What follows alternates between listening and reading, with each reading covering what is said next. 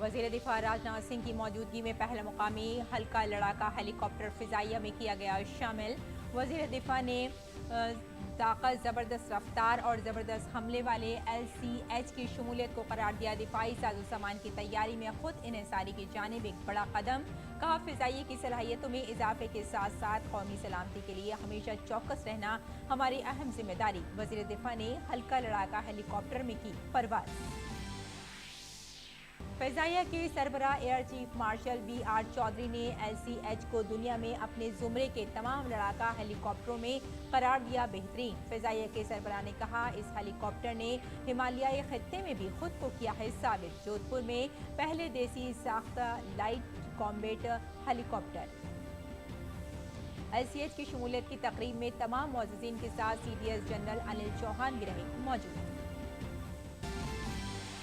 सदर द्रौपदी मुर्मू ने अहमदाबाद में गांधी आश्रम का किया दौरा। बाबा कौम महात्मा गांधी को पेश किया खराजी अकीदत। सदर मुमलिकत सेहत, आबपाशी और बंदरगाहों की तरक्की समेत कई तरक्याती मंसूबों का करेंगी इफ्तिताह और रखेंगी संग बुनियाद। वज़ीर दाखिला अमित शाह से जम्मू कश्मीर के 3 रोज़ा दौरे पर। वज़ीर दाखिला श्री माता वैष्णो देवी मंदिर में करेंगे पूजा। 4 और 5 अक्टूबर को राजौरी और बारामूला में अवामी जलसों से करेंगे खिताब।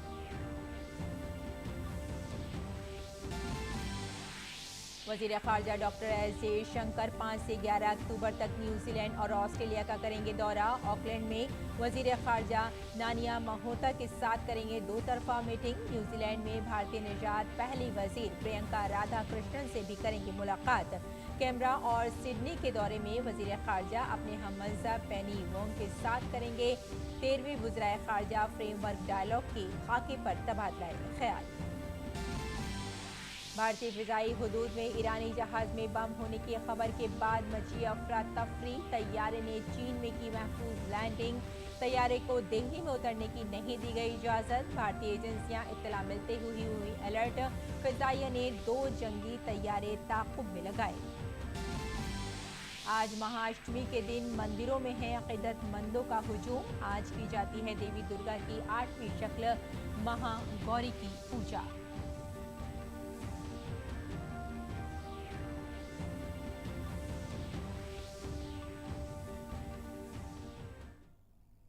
आदाब नाज़रीन, खबरनामे में आपका इस्तक़बाल है। मैं हूँ आपके साथ रेशमा फारूकी। आइए तफसील से खबरों पर नजर डाल लेते हैं। मुल्क में तैयार करदा लाइट कॉम्बैट हेलीकॉप्टर LCH बाज़ाब्ता तौर पर फ़िज़ाइया में शामिल हो गया है। वज़ीर दिफा राजनाथ सिंह की मौजूदगी में जोधपुर के एयरफोर्स बेस पर मुनक़िदा एक तक़रीब में पहले देसी साख्त के हल्के जंगी हेलीकॉप्टर को फ़िज़ाइया में शामिल किया गया। इससे फ़िज़ाइया की ताकत में मज़ीद इजाफा होगा। इस कसीर मकसदी हेलीकॉप्टर में कई मिसाइल दागने और दीगर हथियारों के इस्तेमाल करने की सलाहियत है। पाकिस्तान की सरहद के करीब भारतीय फ़िज़ाइया का ये LCH स्क्वाड्रन मगरबी सरहद से दरअंदाजी और दहशतगर्दी को रोकने में मदद करेगा। लाइट कॉम्बैट हेलीकॉप्टर भारत में भारत एरोनॉटिक्स लिमिटेड के जरिए तैयार किया गया है और ये अब तक का सबसे हल्का हमलावर हेलीकॉप्टर है, जिसका वजन सिर्फ 5800 किलोग्राम है। इस हेलीकॉप्टर में 700 किलो वजनी मिसाइल भी शामिल किया जा सकता है। लाइट कॉम्बैट हेलीकॉप्टर दुनिया के मोहलिक तरीन हमलावर हेलीकॉप्टर्स में से एक है, क्योंकि ये 15,000 फीट की बुलंदी पर आसानी से अपना काम कर सकता है। अब तक भारत में फ़िज़ाइया रूसी Mi-35 और Mi-25 हेलीकॉप्टरों को मैदानी जंग में इस्तेमाल कर रही थी। LCH के अलावा अमेरिका का बोइंग E-64AH अपाचे हेलीकॉप्टर भी भारतीय फ़िज़ाइया में पहले ही से अपनी खिदमत अंजाम दे रहा है। तकरीब से खिताब करते हुए वज़ीर दिफा राजनाथ सिंह ने कहा कि हल्के जंगी हेलीकॉप्टरों की शमूलियत फ़िज़ाइया की सलाहियतों को बढ़ाने के साथ साथ दिफाई पैदावार के शोबे में खुद इन्हिसारी की तरफ एक बड़ा कदम है। आज इंडियन एयरफोर्स में देश के प्रथम इंडिजिनस लाइट कॉम्बैट हेलीकॉप्टर का इंडक्शन हो रहा है। प्रचंड शक्ति, प्रचंड वेग और प्रचंड प्रहार की क्षमता वाले इस LCL का इंडक्शन हमारी एयरफोर्स की कैपेबिलिटीज में बढ़ोतरी के साथ साथ रक्षा उत्पादन क्षेत्र में आत्मनिर्भरता की ओर भी यह एक बड़ा कदम है। वजीर दिफा ने कहा कि हमलावर हेलीकॉप्टरों की तवील अरसे से जरूरत थी। LCH 2 दहाइयों की तहकीक व तरक्की का नतीजा है। भारतीय फिजाइया में इसकी शमूलियत दिफाई साजो सामान की तैयारी में एक संगे मील की हैसियत रखता है। देश में लंबे समय से स्वदेशी अटैक हेलीकॉप्टर्स की आवश्यकता महसूस की जा रही थी, पर 1999 में कारगिल युद्ध के दौरान इसकी जरूरत को गंभीरतापूर्वक अनुभव किया गया। तब से लेकर अब तक की यानी 2 दशकों की देश की रिसर्च एंड डेवलपमेंट का प्रतिफल है LCH, और इंडियन एयरफोर्स में इसका इंडक्शन हमारे डिफेंस प्रोडक्शन की राह में एक इंपॉर्टेंट माइलस्टोन है। वजीर दिफा राजनाथ सिंह ने कहा कि दुनिया में जब भी फौज की ताकत और सुपर पावर की बात होगी तो भारत का शुमार सफ़े अव्वल के ममालिक में होगा। राष्ट्र की रक्षा हमारी सर्वोच्च प्राथमिकता है और इसे सुनिश्चित करने के लिए हम पूरी तरह से प्रतिबद्ध हैं। मैं पूरे विश्वास के साथ कह सकता हूं कि आने वाले समय में जल्द ही दुनिया में मिलिट्री पावर समेत जब भी सुपर पावर्स की बात होगी तो भारत का नाम कनिष्ठिका पर गिना जाएगा, यानी सबसे पहले गिना जाएगा। वजीर दिफा राजनाथ सिंह ने देसी साख्त के लाइट कॉम्बैट हेलीकॉप्टर में परवाज की।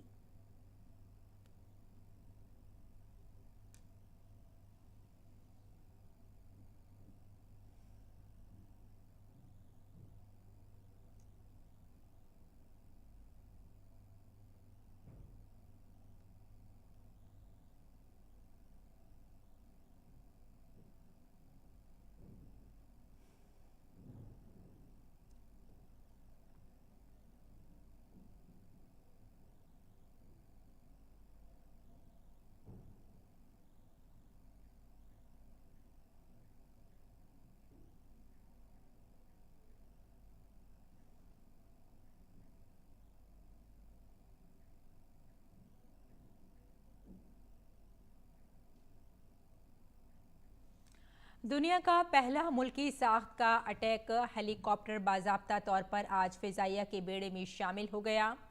वजीर दिफा राजनाथ सिंह ने खुद 15 मिनट तक परवाज भर के हेलीकॉप्टर की ताकत का तजुर्बा किया।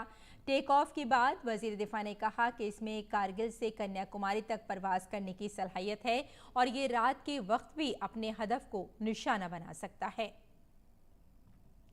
इस मौके पर air chief marshal VR Chaudhari ने कहा कि LCH की शमूलियत से फ़ज़ाइया की सलाहियतों में इजाफा होगा। उन्होंने कहा कि इस हेलीकॉप्टर ने हिमालय के खित्ते में भी अपने आप को साबित किया है। एयर चीफ ने कहा कि LCH दुनिया में अपने ज़ुमरे के तमाम जंगी हेलीकॉप्टर में सबसे बेहतर है। Today marks the beginning of a new chapter in the history of the Indian Air Force as we formally induct the formidable indigenous light combat helicopter into our arsenal. The legendary Chetak and Cheetah helicopters were the first of the indigenized helicopters in India. They were soon to be followed by the Cheetal and variants of the advanced light helicopter Dhruv and Rudra. Induction of the light combat helicopter adds a unique capability to Indian Air Force's combat potential. The versatility and offensive potential of this platform is at par or better than most attack helicopters operating globally. Its ability to deliver a wide array of weapons combined with superlative self-protection capability makes this helicopter a lethal machine, one to be feared by any adversary. Election commission ने 6 रियासतों की 7 assembly सीटों पर ज़िमनी इंतखाबात का ऐलान किया है।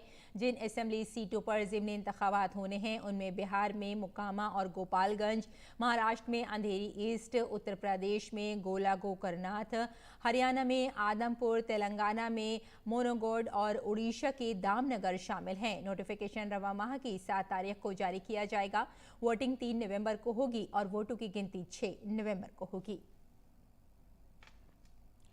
और वज़ीर ख़ारजा डॉक्टर S. जयशंकर 5 से 11 अक्टूबर तक न्यूजीलैंड और ऑस्ट्रेलिया का दौरा करेंगे।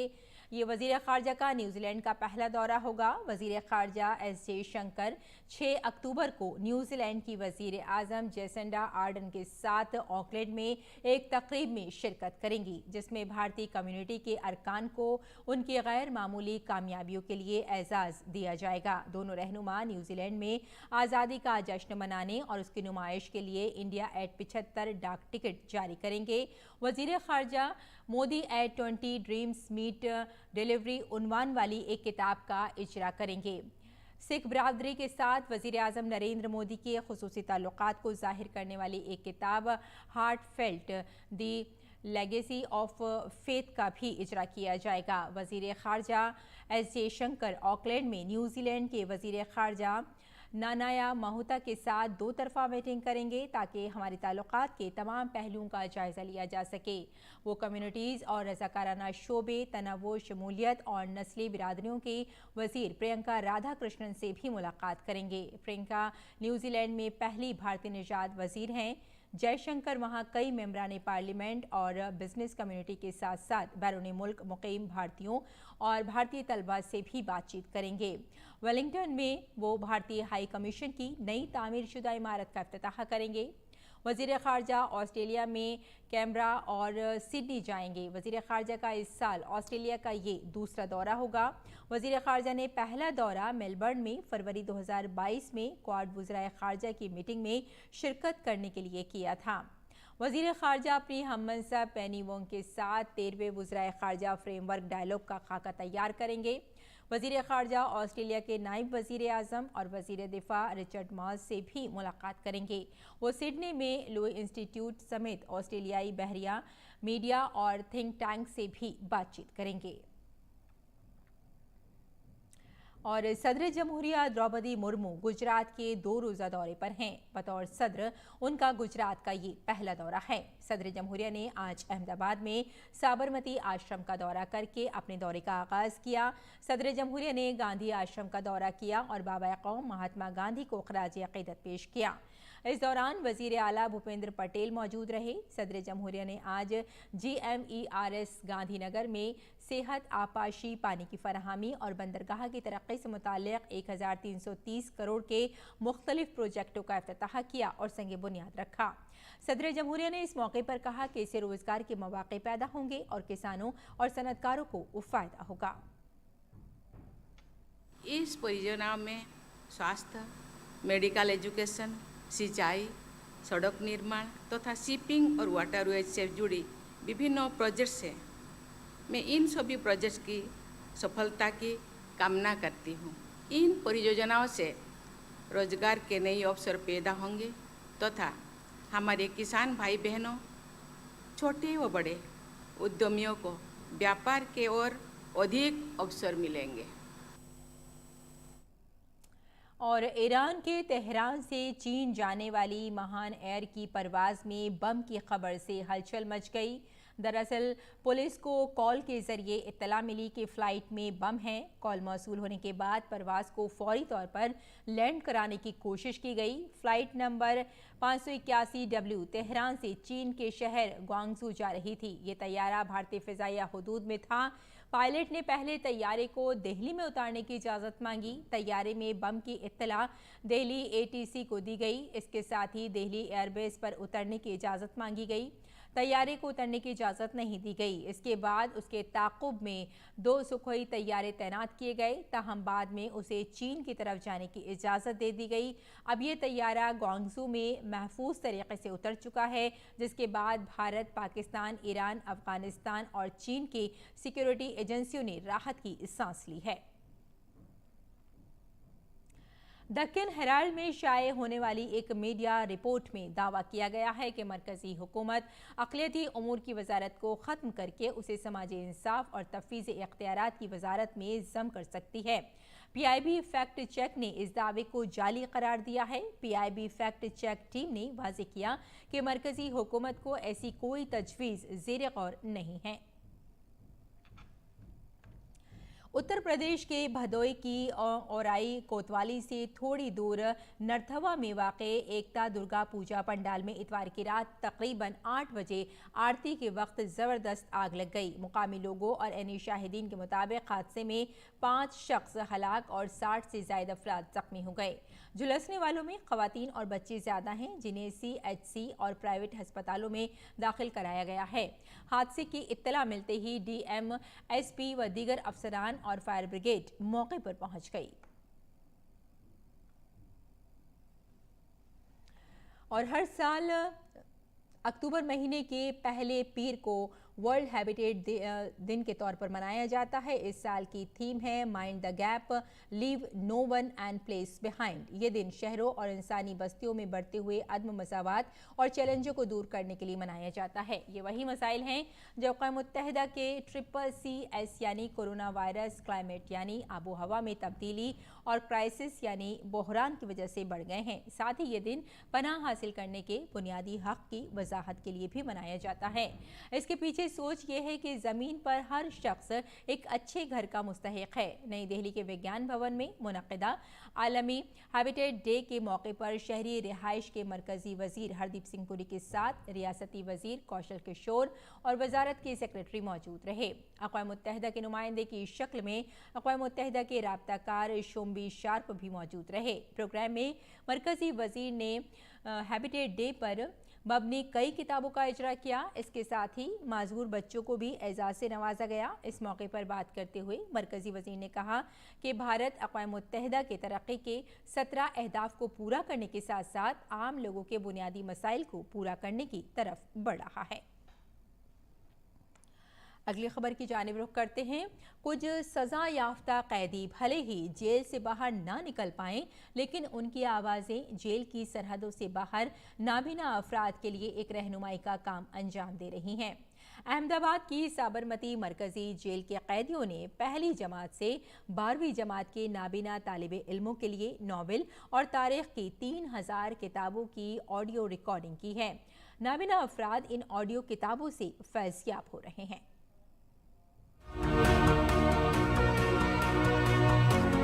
साबरमती सेंट्रल जेल अहमदाबाद की ऊंची दीवारों के दरमियान रहने वाले कैदियों की आवाज की वजह से जेल के बाहर नाबीना अफराद के करियर परवान चढ़ रहे हैं। उनकी आवाज नाबीना अफराद के पढ़ने और तरक्की में मददगार साबित हो रही है। इसकी वजह यह है कि ये कैदी नाबीना अफराद की मदद के लिए किताबों को अपनी आवाज दे रहे हैं। एक ऐसा सफर है जो हमें भले ही अकेले तय करना हो, लेकिन मन हमेशा एक साथी को तलाशता है। पिछले 5-6 साल से मैं यहाँ पर ये पुस्तकें ऑडियो रिकॉर्डिंग यहाँ हो रही है तो मैं कर रहा हूँ। इनमें 4 लैंग्वेज में मैं पुस्तकें करता हूँ, हिंदी, गुजराती, संस्कृत और अंग्रेजी में। ज़्यादातर मेरी बुक्स जो ब्लाइंड बच्चे हैं वो पढ़ते हैं, उसमें उनको जो पसंद आती है वो हिंदी लैंग्वेज में और संस्कृत में दोनों ज़्यादा पसंद आती है। ये कैदी अंग जन मंडल के साथ मिलकर किताबों में शायाशुदा पढ़ने के मवाद को अपनी आवाज में रिकॉर्ड करते हैं, जिन्हें सुनकर नाबीना लोग अपनी पढ़ाई कर रहे हैं। साबरमती जेल में कैदी पहली जमात से 10वीं, 12वीं और ग्रेजुएशन तक की किताबों की रिकॉर्डिंग कर रहे हैं। यही नहीं, ये कैदी दिलचस्प तफरीही, तहरीकी कहानियों और मसाक़ती इम्तिहानात की किताबों को भी अपनी आवाज दे रहे हैं, जो कि नाबीना अफराद के लिए बहुत फायदेमंद साबित हो रहा है। ब्रेल रस्मुल खत किताबों की कम दस्तयाबी के दरमियान ये इक़दाम बहुत फायदेमंद है। किताबों की रिकॉर्डिंग के लिए गांधी यार्ड में खुसूसी इंतजाम किए गए हैं। वहाँ कंप्यूटर रखे गए हैं। BPA से आने वाली किताबों को यहाँ पर रिकॉर्ड किया जाता है। 5 से 6 कैदी BPA से आने वाली किताबों की रिकॉर्डिंग करते हैं। अब तक ये कैदी तकरीबन 3000 किताबें अपनी आवाज में रिकॉर्ड कर चुके हैं। इसके लिए कैदियों को रिकॉर्डिंग के फी घंटा 80 रुपए मिलते हैं। जेल हुकाम का कहना है कि अंग्रेजी, संस्कृत, गुजराती और हिंदी बोलने वाले 8 से ज़ायद मुख्तलिफ कैदियों को ये काम सौंपा गया है और कैदियों को रिकॉर्डिंग के लिए 80 से 100 रुपए फी घंटा अदा किया जाता है। जेल की जंजीरों से निकलने वाली इल्म और खिदमत की लहरों को रोका नहीं जा सकता, क्योंकि तालीम को कभी जंजीरों में कैद नहीं किया जा सकता। अब तक करीब 3000 से ज़्यादा बुक का रिकॉर्डिंग किया है और इसका फ़ायदा अंधजन मंडल जो वस्त्रापुर में है उसको हो रहा है। जो अंध व्यक्ति है वो इस कार्यक्रम से लाभ उठा रहे हैं। संस्कृत, हिंदी, गुजराती, अंग्रेजी जैसी जबानों में किताबों को अपनी आवाज देने वाले महेंद्र भाई किताबों के खास दोस्त बन चुके हैं। किताबें जिनके साथ उनका सोना और जागना अब मामूल का हिस्सा बन गया है। मनीष परमार, जिनके लिए किताबें शुरू से ही उनकी जिंदगी का हिस्सा थीं, इस जेल में आकर न सिर्फ 54 डिग्रियां हासिल कर चुके हैं, बल्कि इस खिदमत के काम में अपना ताउन देकर एक अनोखी मिसाल भी कायम कर रहे हैं। सुमन बुराना की रिपोर्ट, डीडी न्यूज उर्दू खबरें। भारत ने कनाडा के ब्रॉम्पटन में इतवार को श्री भगवद गीता पार्क में होने वाली तकरीबकारी की शदीद मजम्मत की है। भारत ने कनाडा की हुकूमत पर जोर दिया कि वो नफरत पर मबनी जराइम के मुर्तकब अफराद के खिलाफ फौरी तहकीकात और कार्रवाई करें। पहले इस पार्क का नाम ट्राइडर्स पार्क था, जिसे बाद में तब्दील करके श्री भगवद गीता पार्क कर दिया गया। कनाडा में भारतीय हाई कमीशन ने एक ट्वीट में इस वाक़े की शदीद मजम्मत की और इलाकाई पुलिस पर जोर दिया कि वो तहकीकात करे और कसूरवारों के खिलाफ फौरी कार्रवाई करे। ब्रॉम्पटन के मेयर पैट्रिक ब्राउन ने पार्क में तोड़फोड़ की तस्दीक की और कहा कि कनाडा में ऐसे हमलों की कोई जगह नहीं है। शारदीय नवरात्रि की आज महादुर्गा अष्टमी है। महाअष्टमी पर मंदिरों में भक्तों का सुबह से ही तांता लगा हुआ है। इस दिन देवी दुर्गा की 8वीं शक्ल मां महागौरी की खुसूसी पूजा अर्चना की जाती है। इसके अलावा इस मौके पर मां दुर्गा के बड़े बड़े पंडालों में दुर्गा मां की खुसूसी इबादत की जा रही है।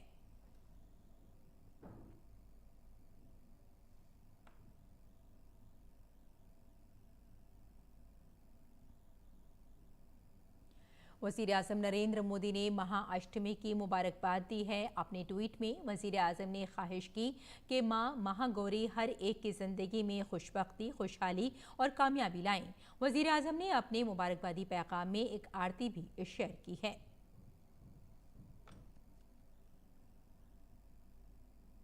मरकजी वज़ीर दाखिला अमित शाह ने दुर्गा अष्टमी की मुबारकबाद दी है। अमित शाह ने अपने ट्वीट में कहा, दुर्गा अष्टमी के मुक़द्दस त्यौहार पर तमाम हमवतनों को दिल की गहराइयों से मुबारकबाद। जय माता दी।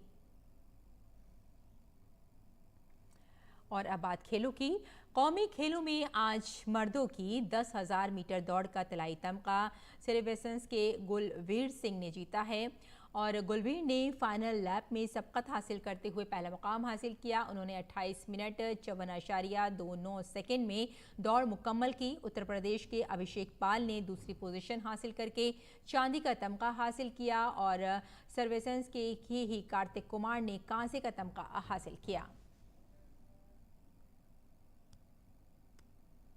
ख़वातीन की 10,000 मीटर दौड़ में हिमाचल प्रदेश की सीमा ने तलाई तमगा जीता। सीमा ने 33 मिनट 58.80 सेकंड में दौड़ मुकम्मल की। हरियाणा की भारती को चांदी और उत्तर प्रदेश की कविता यादव को कांसे का तमगा मिला। भारत ने जनूबी अफ्रीका को दूसरे T20 मुकाबले में 16 रन से शिकस्त दे दी है। पहले बल्लेबाजी करते हुए भारत ने अफ्रीकी टीम के सामने जीत के लिए 3 मैचों की सीरीज में 2-0 की सबकत बना ली है। भारत ने पहले बल्लेबाजी करते हुए 237 रन का बड़ा स्कोर बनाया था। इसके जवाब में जनूबी अफ्रीका की टीम 221 रन ही बना पाई। ये पहला मौका है जब भारत ने जनूबी अफ्रीका के खिलाफ कोई T20 सीरीज अपने घर में जीती है। डेविड मिलर ने नॉट आउट 106 रन की इनिंग्स खेली। क्यूटन डेकॉक ने नॉट आउट 69 रन बनाए। इससे कबल भारत ने सूर्या कुमार यादव और KL राहुल की निस्फ सेंचुरियों की मदद से 3 विकेट पर 236 रन का बड़ा स्कोर बनाया।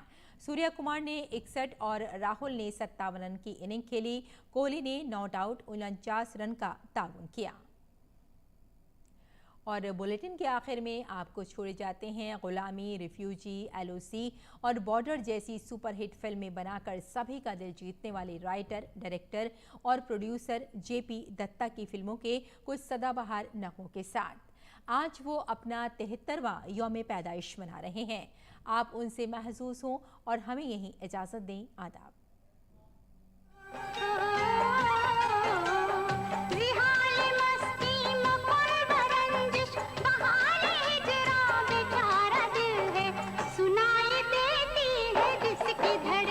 तुम्हारा दिल या हमारा दिल है।